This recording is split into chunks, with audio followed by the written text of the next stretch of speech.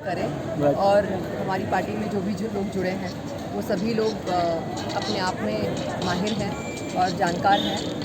हमारी कोशिश यही रहेगी कि जो भी करे हौसला बुलंद है हमारा, हम अच्छा काम करने की कोशिश करेंगे। जिस तरीके से लोगों ने हमें प्यार दिया है, आशीर्वाद दिया है फिल्मी करियर में, उसी तरीके से हमें इसमें भी आशीर्वाद और प्यार अपना देंगे।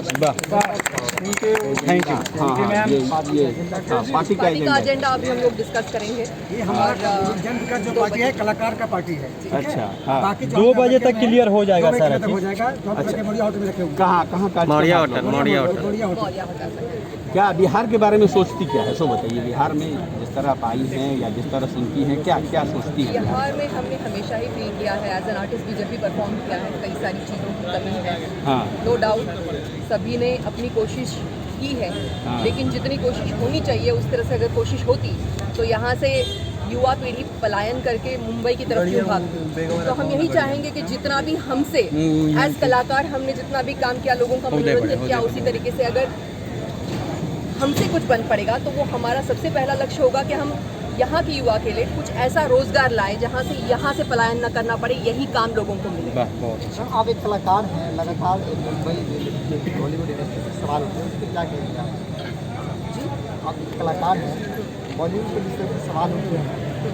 बॉलीवुड सुशांत का जो केस हुआ बिहार लगातार जो है एक का जो है ड्रग्स का जो मामला निकलता जा रहा है, उस पर आप क्या कहेंगे? मुझे लगता है इसमें कई सारे मुद्दे हैं, कई सारे एंगल्स खुल रहे हैं।